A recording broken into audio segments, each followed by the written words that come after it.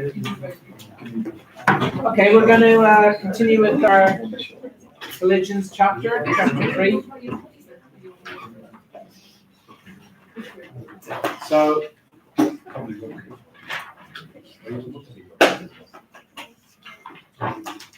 last time we did this example of solving the collision of a thing traveling along a linear trajectory with a cylinder. It was quite by no means a trivial calculation. So the cylinder was specified by the two positions of the ends of the cylinder, together with the radius of the cylinder. So that specifies the cylinder. And then the object, which is traveling towards the cylinder in a linear trajectory, the kind of point object, like a projectile or something, is specified by giving its initial location at time 0 and its velocity vector. Okay, so we analyzed this problem. I won't rehash the analysis of it, only to point out that so all these vectors, P, V, C1, C2, and R, are all part of the setup. L is the difference C2 minus C1. So L is this core vector pointing along the core of the cylinder. Anyway, we discussed it. We had to introduce intermediate objects, vector Q and L. Q is a, what should we call it, a radial vector that went from the core perpendicularly out to the surface of the cylinder. We weren't kind of certain which direction Q was going, so there's a whole circle's worth of those directions. And then we had lambda as another kind of intermediate object. Lambda was the proportion along L that the intersection point was from the end C1. But anyway, we had to proceed carefully through the analysis. And where we ended up was at a certain quadratic. So this was a quadratic equation in T, something T squared, something T, something. It's quadratic, isn't it? And the coefficients, well, R was the radius of the cylinder, and then G and F and their dot products give you the other coefficients. G and F were defined by this. This was just a way of simplifying the structure of the equation we had. G and F are these expressions. These are vector combinations. So F is a combination of P, C1, and L. And the coefficients here are coming from dot products of L with P and C1 and itself and so on. But that's all part of the initial setup. And similarly, your vector G, which is V minus a multiple of L, that's all part of the initial setup as well. So the initial setup feeds into this quadratic equation. You'll get two values of T, typically, if there is a collision. And the two values, of course, correspond to where the linear trajectory pierces the cylinder at some time, and then shortly thereafter exits the cylinder. Yeah. If there's no solutions at all, if the thing is unsolvable, meaning if the discriminant of this quadratic is 0, then of course the line completely misses the cylinder. If there's just one solution, that's when the line just kisses the cylinder, just intersects at one point and it's tangent to the cylinder. Of course, you don't simply declare an intersection based on getting positive values of T out. You do have to check the value lambda, which was this lambda, remember, was the proportion of the vector L along which you locate the intersection point. And so it's only if L is a proportion between 0 and 1, then that means you're actually going to intersect the cylinder, the real cylinder that is located between points C1 and C2. If L is very big, that means you've overshot the cylinder. You've intersected the extension of the cylinder, but not the cylinder itself. And if the lambda was negative, that means you've intersected at the extension of the cylinder back this way. So you're still off the cylinder. So you've got to get your values of T. If you've got positive T, you've got a potential intersection. But then you check this lambda value to verify. And if your lambda value is between 0 and 1, then you've got an intersection. Okay. So what I'd like to do is just to solve. So there was an example here, which we didn't get to do this calculation. So this looks at some initial setup here. Let's just put the values on the board just so we can see them. I'm just going to do it on do this out in MATLAB. I don't want to do all these vector calculations by hand. So you've got R is 2. You've got vector C1 is the 0 vector, the origin. Simplifies it somewhat. Vector C2 is the 0.361. P, the initial, so these are all vectors. P, the initial point where the projectile is minus 10, 0, 0. And V, the velocity vector, is 250, 51, so it's quite fast in one of the directions. And then you've got this bound value delta t 0.1 seconds. So you're looking where we're wondering, is there an intersection by that time? So this is example 3.2 in the notes. So let's solve this intersection problem now. Of course, I don't want to do massive arithmetic on the page, so we'll make use of MATLAB with it. So I did an example like this the last time, and do another one there. I just like to emphasize, and you could well use MATLAB like this for your assignments, just to do the calculations, to check the results you're getting. So I use these live scripts rather than a source file in the command window. I use these live scripts, which you get one by clicking here, new live script. And just this is a nice way to operate. You've got your code on the left, and it shows you the outputs on the right-hand side. So it's a nice way just for doing progressive calculations. So somebody want to close those blinds there? They're obscuring the screen for you. I think is it this one? Yes, this one here. Yeah, it's probably you. Yeah, brilliant. Does that help? There's stuff coming. Where's that coming? That's probably coming in the top. Yeah, you probably can't. But anyway, it improves a bit. Okay, yeah. So you basically just whack in all this stuff. R is 2. C1 is the origin. I like to put commas between my array entries in MATLAB, even though MATLAB will accept spaces, but I think commas are clearer. So C2, yeah, P. So once you get in all this stuff, you can start to apply the formulae. B is 250, 51.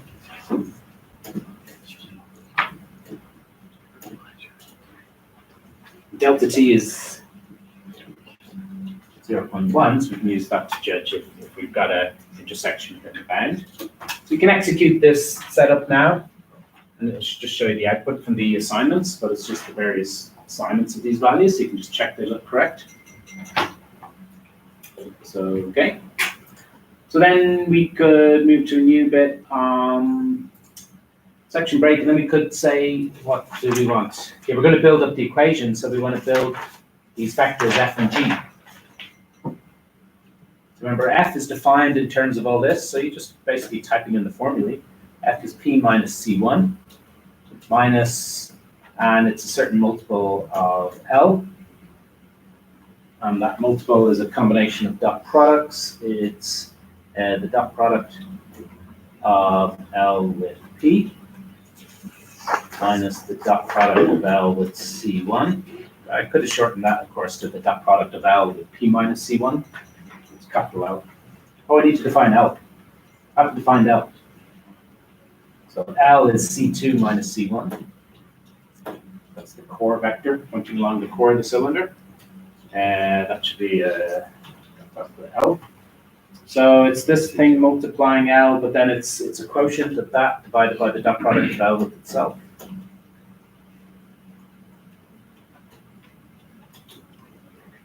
Okay, so that seems to be our F.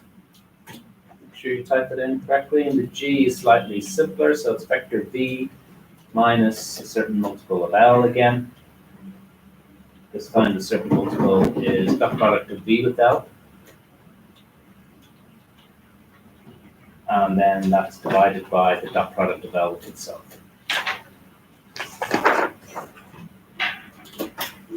So you can execute those. So you get reasonable looking vectors f and g. So you get two vectors, which is what f and g are supposed to be.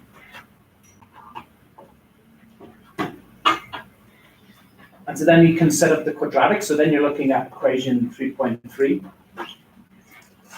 to define the actual quadratic you're talking about. We need to declare the variable t. sims t. It's a symbolic variable. I need to do that if I'm going to write an equation featuring t. So it's the dot product of g with g. That's the coefficient of t squared. Then it's 2 times the dot product of f with g. That's the coefficient of t. And then the constant coefficient is the dot product of f with itself minus the square of r. And it's an equation equal to 0. Incorrect use of equal operator. Oh,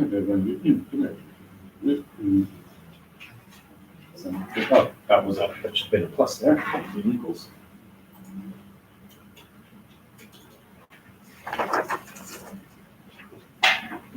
Okay, nice. Now you see, having declared t to be a symbolic value, the equation, because t is a symbolic value, it kind of coerces all the other values to be symbolic as well. So it actually remembered the exact values of these things, so it's converting them into their exact symbolic representation as quotients of integers. Because when you take the dot product of f with g and f with itself and g with itself, you get these big fractions, of course. So that's our quadratic equation, so we can just solve it now. Find our solutions. Solve equals solve. To solve the equation, I'm going to store the results in solve, see what we get. Okay, so yeah, we get 2 solutions. Of course, they're in big fraction form. It's not too good to us. So we could do, so one way to convert a symbolic thing to a decimal is to use VPA. So VPA stands for variable precision arithmetic. There's probably better ways, but it's just a quick way. I think you could use float as well. Is float a command in MATLAB? It should be. Let's see if it's float.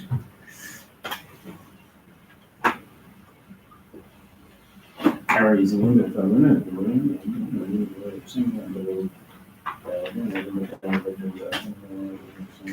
Single precision. Yeah, so single is probably better to just get a simple numerical approximation to. So VPA stands for variable precision arithmetic. So by default, it gives you a lot of precision to the value, and you can ask it for more and more precision, i.e. more and more decimal places. But single, so single and double there, like single precision is a certain number of decimal places, double precision is a certain few more decimal places, kind of, I can't remember the exact values. But that gives us quick approximation. So it's approximately 0.03 and 0.05. So these are certainly less than the delta t value, which you can tell by judging them, but you could get MATLAB to evaluate that.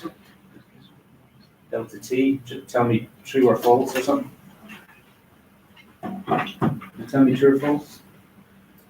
Oh no, it just repeats the inequality. So if you wanted to give you the value of the inequality. So an inequality is a statement. It has a value true or false. And it will obviously give me true, because 0.03 is less than 0.1 delta t. So see there it says it's a logical value 1. So logical value 1 is true. So we do have a solution that's less than the bound. So this is a potential intersection. Okay? But we do need to go back and check the lambda value. Okay?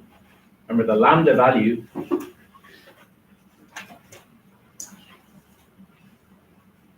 was this expression here, which is at the top of page 17. So the lambda value, so it depends on t. So it's the dot product of L with p plus the dot product of L with v times t. So that's going to be the intersection value minus L dot C1 all over the dot product of L with L. So that's your lambda value. So we should check the value of that and see if it's between 0 and 1, then this will be a genuine solution. So it's a big fraction over the dot product of L with L. And then the numerator is this quantity in here, is that thing over there. So it's the dot of L well, it's a dot product of L with a lot of things, so I'll put them all in one go. So it's P plus T times V. Well, the T we're talking about is one of these solutions. So you solve 1 times T times V times V, because it's dot product of L with VT, and then it's negative C1. So that there should be my lambda value. Again, it's just a big expression, so get the single lambda. Give you single precision version of lambda. Okay, so 0.013, so this is a legitimate lambda value. It's a lambda value between 0 and 1. Okay. So the conclusion there would be that this is a genuine intersection collision. So at time, this t value, 0.0345, the line intersects the cylinder, and it is a genuine intersection because we've got a lambda value between 0 and 0. Okay. You can get the actual position of the intersection by evaluating the linear trajectory, which is, remember, p plus tv. So the t value is this sol value, star v. Again, it gives you a big messy fraction, but if you want to just get precision on that, do a single of that should be vector components, I think. Yeah, so the position of the intersection then is this, is given by approximately that vector. So, you know, it saves you doing all these hand calculations all the time. And you just get the initial vectors in, and then you can follow the formulae, and it gives it to you in a nice format. You can also annotate. You can even turn some of this in as part of your work, so to speak, because with this live editor, you can get text boxes in. You can type in a little introduction. So you can say setting up the initial data, etc. So you can put little comments in at various points. And you can also typeset things mathematically. So if you put a comment here, it understands basic LaTeX commands. So you could say here define vectors f and g. So you could use LaTeX format for vectors f and g, and it'll typeset them nicely as the mathematical expressions. And you can get a nice printout of this. You do say, no, not say. If you look at the options under save, you've got export to PDF. So you can export this as a PDF, and it gives it won't do the side-by-side format. It'll show you each command and its associated output, one after the other. But it just gives you, now I'd say you could probably adjust it so that it gives you, here it's giving each individual statement and its associated output right after itself. Of course, I could have suppressed lots of those outputs with colons. We don't necessarily need to see it repeated.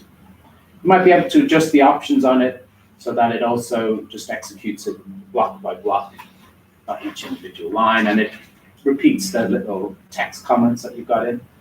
It gives you a nice PDF copy of your output from the calculations as well.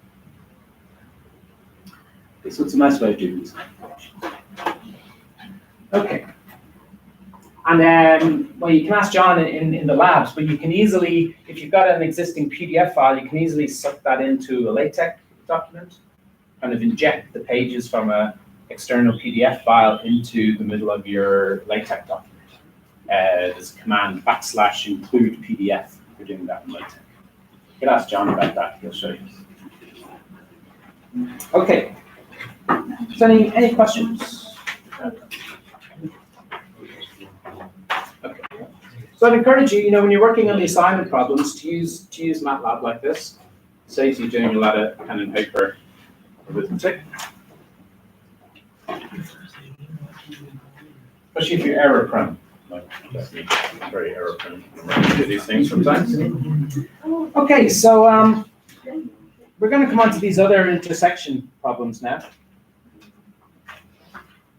So there's basically one substantial one left to remain. I don't bother treating the intersection of a line with the capsule. So remember, the concept of a capsule bounding volume was a cylinder with hemispherical ends. Okay, these hemispheres, which are placed at the ends of the cylinder. Well, if you want to know if a line intersects a capsule, you just break the capsule down into the cylindrical part and the two spheres at either end, and look for intersections there. You test the line for intersection with the spherical end 1, spherical end 2, and then the cylinder surface, and detect whatever collisions there are there, and deal with them. The one that we are going to discuss here is the intersection of a sphere with a plane. Okay. So very, again, thinking kind of like in a game type environment, this virtual environment is to detect collisions between, say, a body of some sort and a planar surface. So this could be a floor or ceiling or a wall of the building. Okay. And very often these really are the bodies that are moving around in the environment, and a simple way of approximating them is to just imagine a tight bounding sphere around the body. Okay. And then when you're looking for the collisions, you're really looking to see if the bounding sphere, the tight sphere that encapsulates the actual object, whether that bounding sphere has intersected the planar surface. Okay. If it intersects it and when it intersects it. Okay. So again, you see it's all very geometrical, talking about a sphere, plane. They each have their vector description, and so we should be able to set up the necessary equations by modeling the situation with vectors, and ultimately getting ourselves to probably a quadratic again, or two solutions perhaps. So let's think about how this might work. So this is laid out here. I'm just going to write it out just so we can discuss it and just draw a few diagrams associated to it. So this is section 3.8, and this is a sphere-plane collision. Sphere, which is we'll think of as moving, and it's colliding with the plane.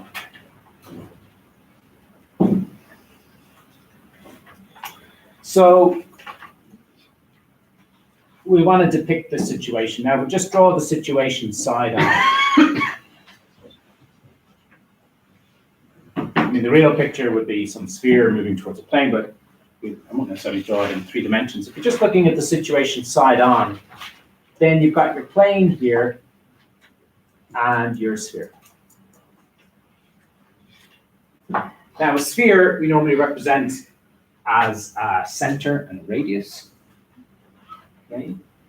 So we can take the initial sphere center and label that as vector Q.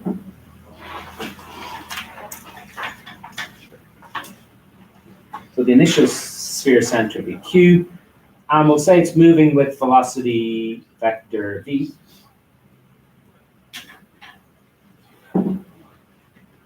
So we'd have a certain velocity vector.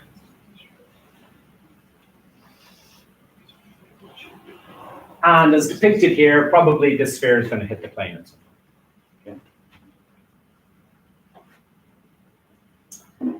Now, how is our plane specified? Well, the vector description we've given of a plane so far is a reference point, a fixed reference point, and a normal vector. Okay. So our plane is given by reference point P, fixed reference point P, and a normal vector N.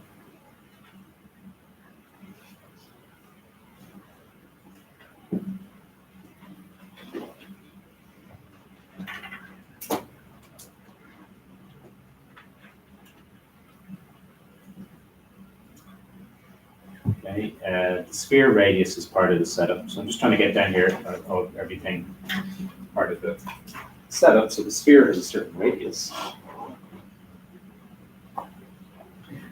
Okay, so the sphere center moves. We could say the sphere center moves like, well, the center at time t is given by the vector equation of the line, c plus tb. The position at the center at time t is its initial position, then plus the multiple t times the velocity vector. Okay, so it's moving with the velocity vector every second. So t in seconds times v.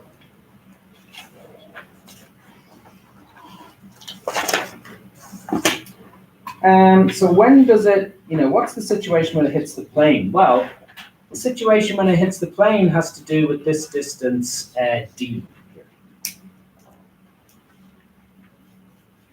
This distance d. So a collision occurs, you can say, collision occurs, and the distance d, well, this is the perpendicular distance. This is a right angle here.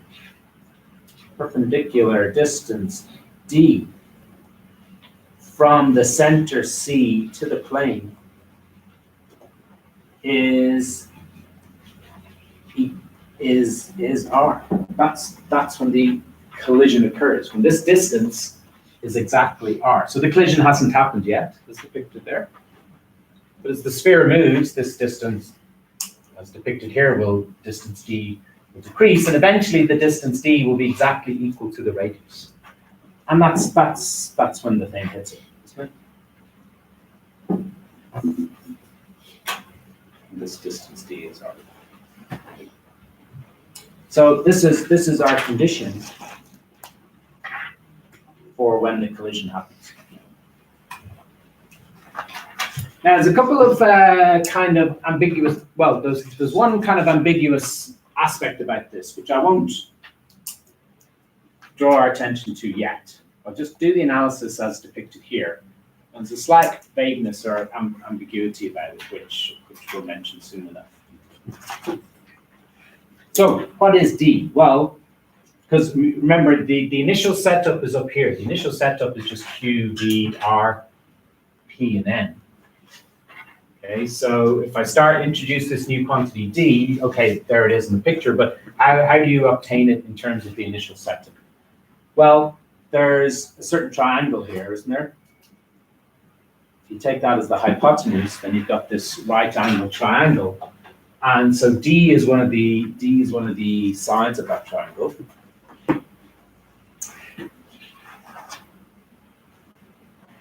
This vector here, the vector pointing from P to the sphere center C, so this would be C minus P. Remember the difference of two vectors.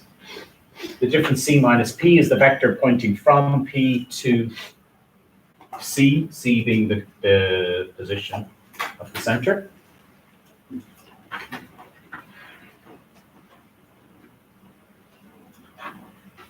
So let's talk about this angle here, this angle theta here. So the hypotenuse is the length of C minus P. D is the adjacent side. So we can say D is the magnitude of C minus P times the cosine of that angle theta. Cosine is adjacent to the hypotenuse, so if you multiply by the hypotenuse length, you'll get the adjacent. Yeah.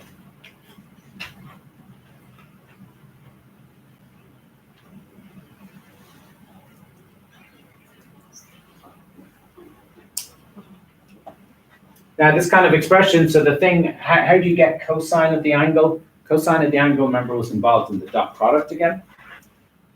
So the question is, how do you capture the angle? Well, remember, if you took so which angle is this? This angle, that angle theta, you can locate it somewhere else in the picture. So I can position n here, so it's the same vector n. Looks slightly longer, should be slightly longer, should be the same length as my original n. I just slide it across. That's that angle theta there as well, isn't it? So this perpendicular direction, this direction D is the direction parallel to n. Remember, n is the normal to the plane. So this direction is normal to the plane, so it's parallel to L. So n is parallel to that side. So these are, what do you call those, opposite angles? studied trigonometry. Anyway, I know they're equal anyway. Yeah, you have two parallel lines, you draw a line across them. These angles either side of the crossing line is with the parallel directions is the same.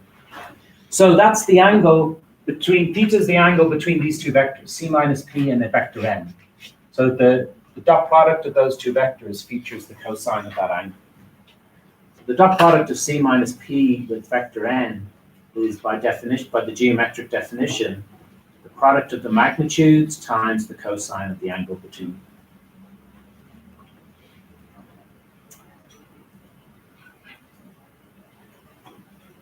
So if this is what d is, this implies that my quantity d is vector c minus p dot n over the magnitude of n.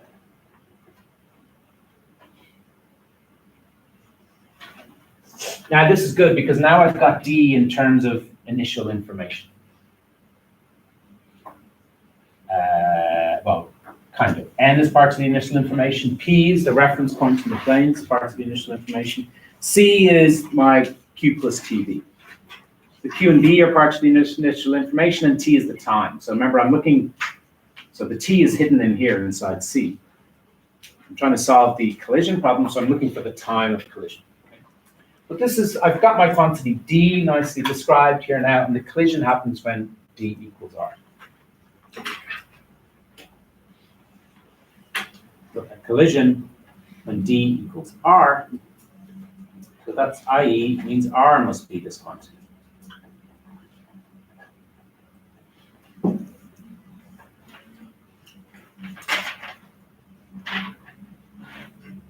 So your R must be this quantity. So now we can probably get this towards an equation in T. So what would we say here? So that's equivalent to, you can multiply across by the magnitude of n. You could then replace C as actually Q plus TV. That's the expression for C, and then minus P dot product of n on the right-hand side. So that's equivalent to this thing times R. And you can expand this now, Q dot n plus T times vector V dot n minus P dot n.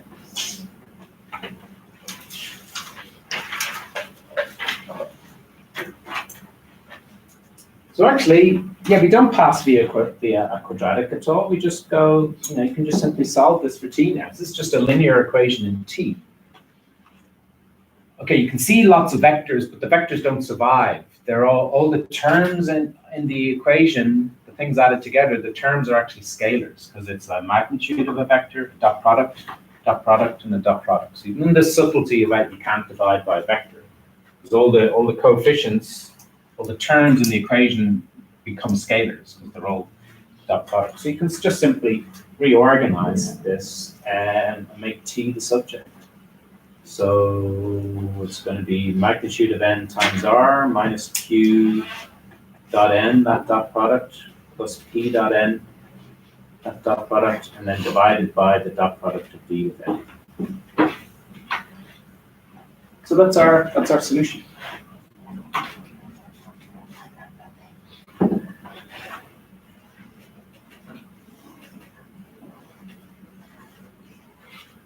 Almost. There's a slight. So the algebra is fine. Okay. Any questions? Just when getting to it. We looked at the vector setup. We discovered the principle about when the collision happens, when this distance d is the same as the radius. That's when the sphere first touches the plane. Describe the distance d in terms of initial information. Set up the collision condition, d equals r, and work it, and there's t in terms of the initial information, which will give you the time to collision. So there's nothing wrong with all the reasoning there, except there's a slight ambiguity at the beginning. The slight ambiguity is that I said, I drew the picture like this. This normal vector and the sphere over here. Now, the problem with normal vectors is there's two directions the normal vector can have, okay? The role of the normal vector is to be a vector perpendicular to the plane. But there's two, if we're looking at the plane edge on, so you're just seeing the edge of the plane there. Well, this direction down here is also a normal vector for the plane. Equally well, the normal we might have been talking about could have been n. Or to put it another way, how do I know the sphere wasn't over here to begin with? So I made an assumption when I drew the picture like that. When I drew the picture like that, what's implied in the way I drew it was that the sphere was on the same side of the plane to which the normal vector points. So I drew the normal vector was pointing to this side of the plane. This plane splits 3 space into 2 sides, this side of the plane and that side of the plane. And I chose to draw my sphere on the same side that n was pointing to. But the sphere might have been over here, or equivalently, the normal vector might have been pointing to the opposite side. So that subtly changes this, changes the setup. So we just need to deal with that ambiguity. So this solution would be reliable if the initial setup was like that. But how do you know? How do you detect which side of the plane the sphere is? Well, you got to judge these angles, and that you can do with dot products. You just need to work out the correct way to do it. But which side of the plane is the sphere? That's the point.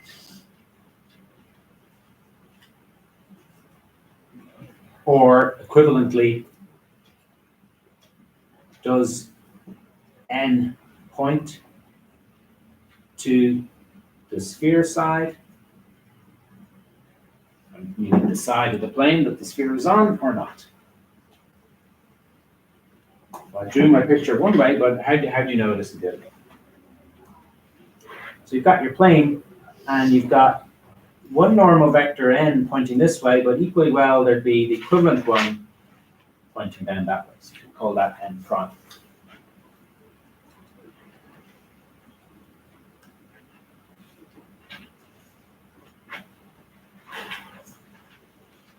So there's this angle. Remember, I had this angle theta that was involved in my calculation. So if n prime were the normal, instead, and the sphere was still here on that side, but if the normal was pointing to the other side, then this dot product, c minus p dot n prime, this involves this angle here.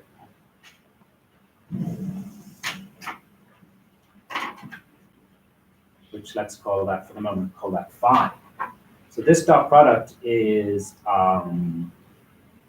magnitude of c minus p dot magnitude of n prime. Now, I can assume that n prime is the same magnitude of it as n, say. So it's got the same length as n, but it just happens to be pointing in the exact opposite direction. But then this dot product would involve the cosine of phi. Now, what is phi? These are both normal to the plane, so those are both angles. So this whole angle is 180 or pi radians. Yeah? So phi is the difference between pi radians and theta. Isn't it?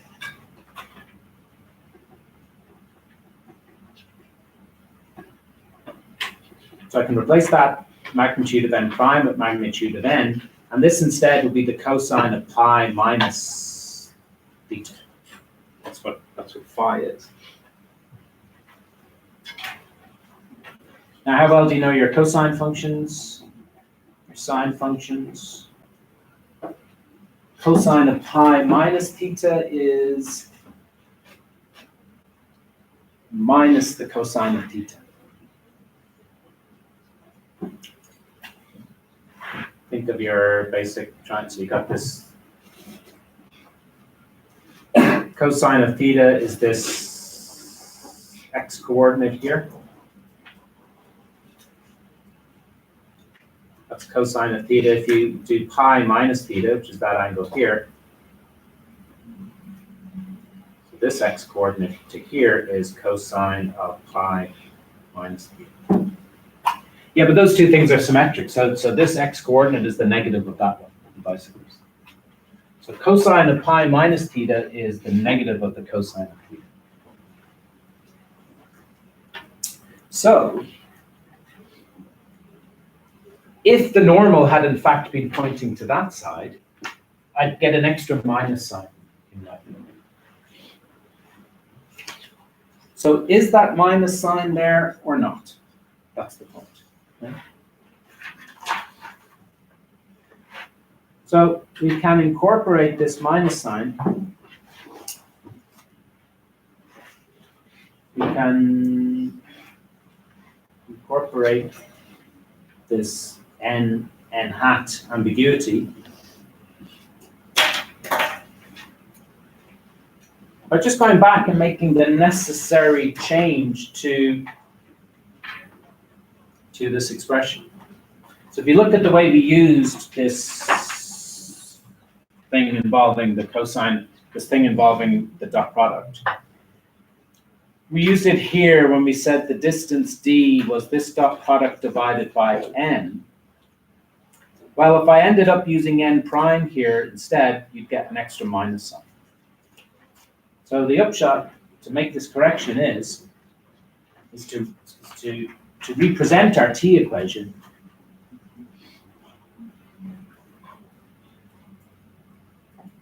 by just inserting in that sign, whether this thing is positive or negative. And you can judge this sign from the initial information. So we're going to take the sign of this dot product. So q minus p dot the normal vector n. Then take that times the magnitude of n times r, and then the rest is still the same. So you'd have p dot n minus q dot n.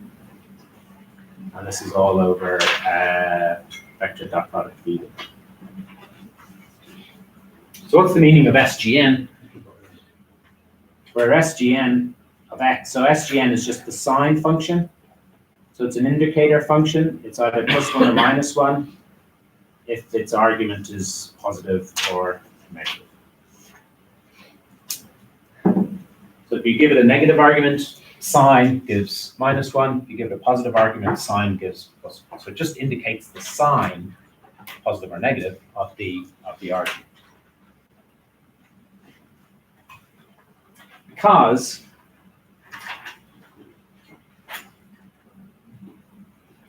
if the dot product of q minus p with n is positive, then the angle theta between vector q minus p and n is between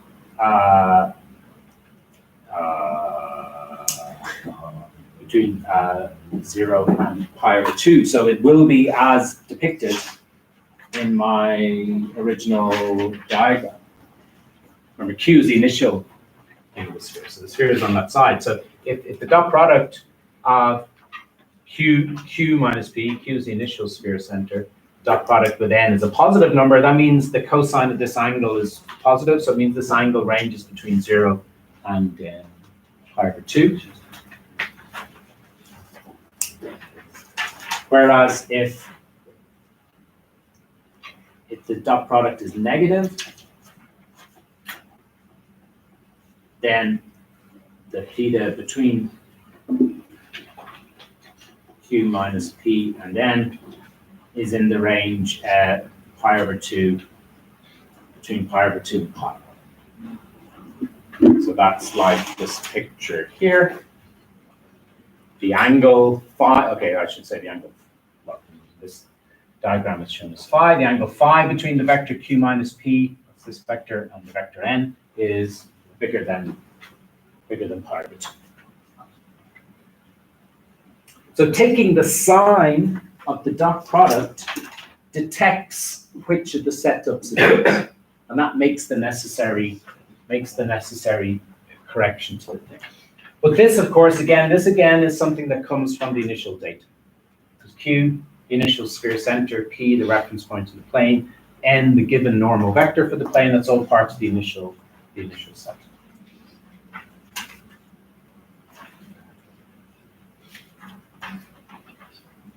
So this now, now this formula is valid in all cases.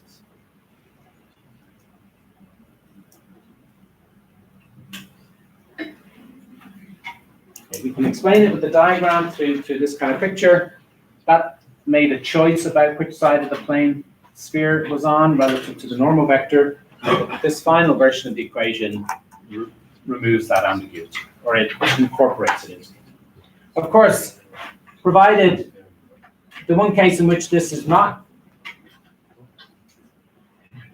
the one case where this expression wouldn't be valid is if the denominator was 0. But the denominator is 0 exactly when this dot product is 0, i.e. when the angle between V and N is 90. So that, i.e. the sphere is not moving. So if it's non-zero, that means the sphere is not moving parallel to the plane.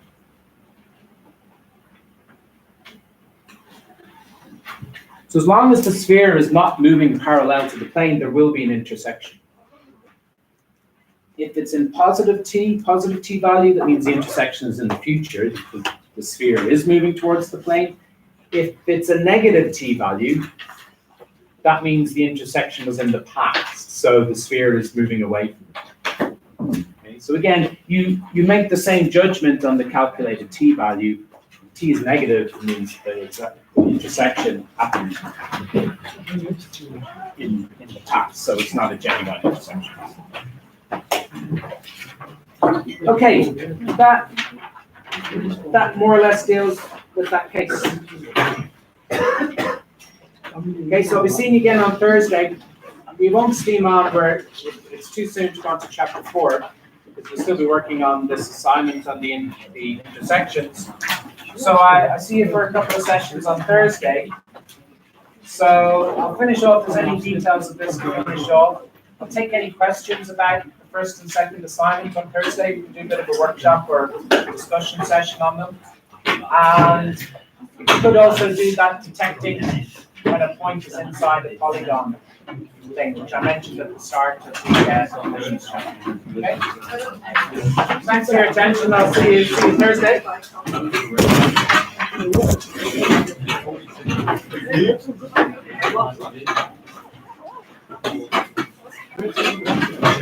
So, do you know when you're doing the angle between two vectors?